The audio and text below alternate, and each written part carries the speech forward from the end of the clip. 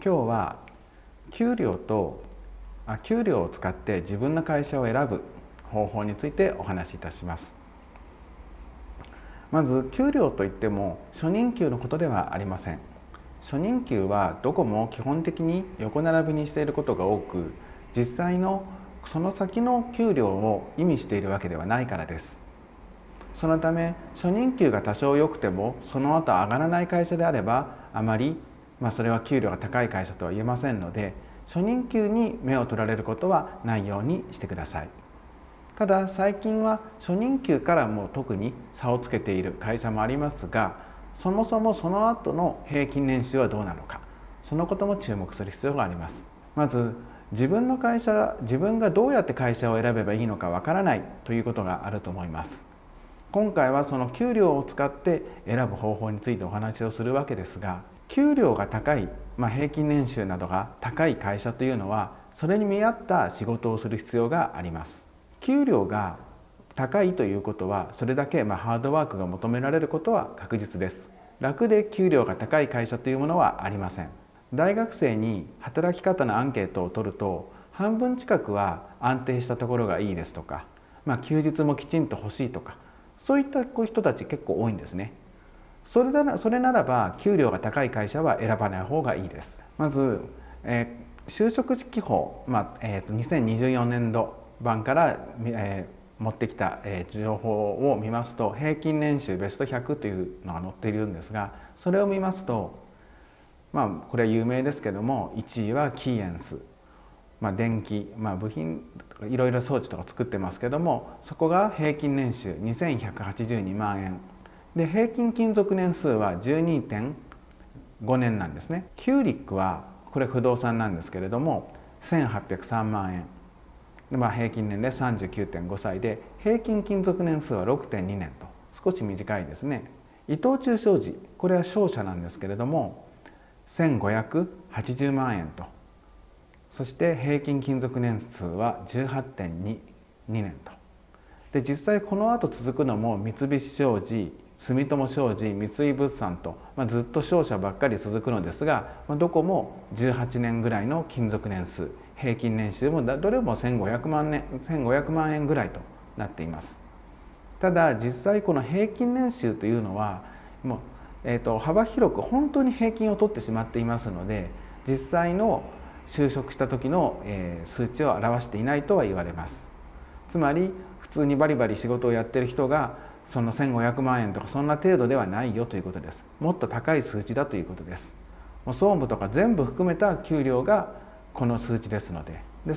よく実態を表していないなんていうふうにも言われています。そしてその後、商社がずっと、丸紅とかずっと続いて、あと機械ですね、ファナックとかね、大体続くんですけども、そのトップ10の平均を取りますと、10社平均を取りますと平均年収が1595万円で、年齢は41歳、勤続年数は15年と、割と長いんですよね、どこもね。こういった企業がですね、学生を多く採用している大学というのがありまして、早稲田と慶応がやはり多くてですね、その他にも旧帝大、その他、カンカン同率 G マーチといったところから採用しています。今のトップ10はもう半分とは言いませんけどぐらいが商社が占めていて、その他あと電子とか部品とかだけですので、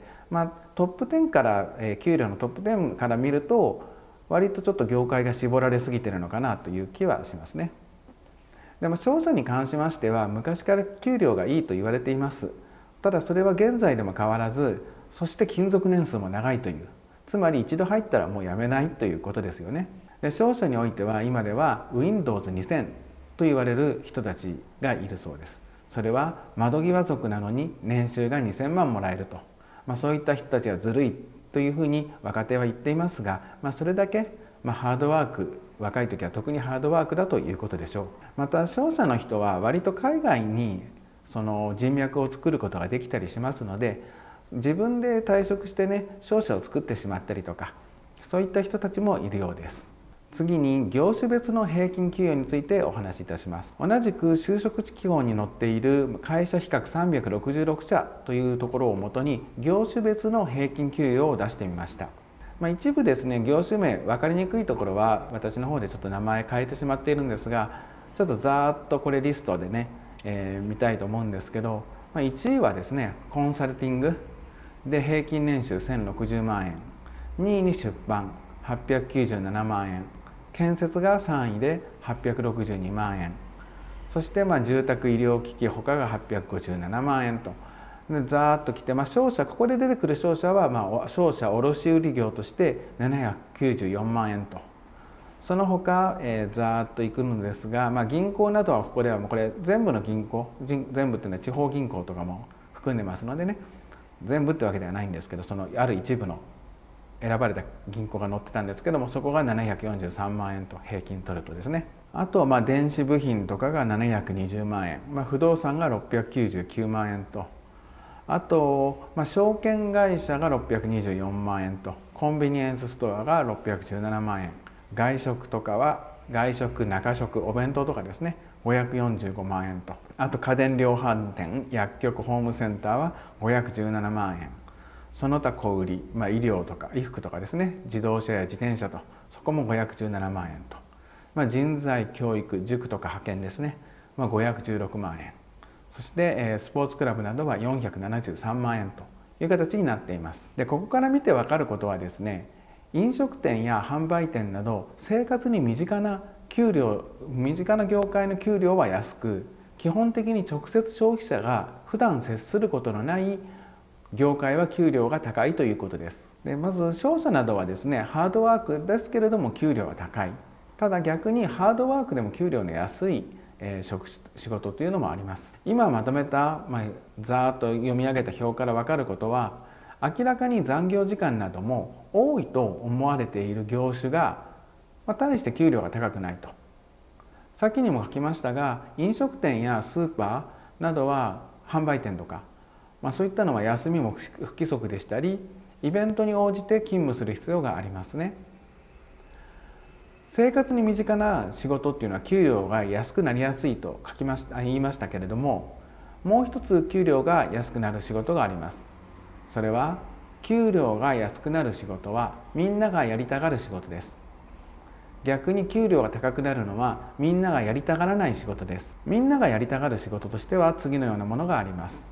例えば保育園、幼稚園の保母さんなどですね。子供の相手をするというのは人によっては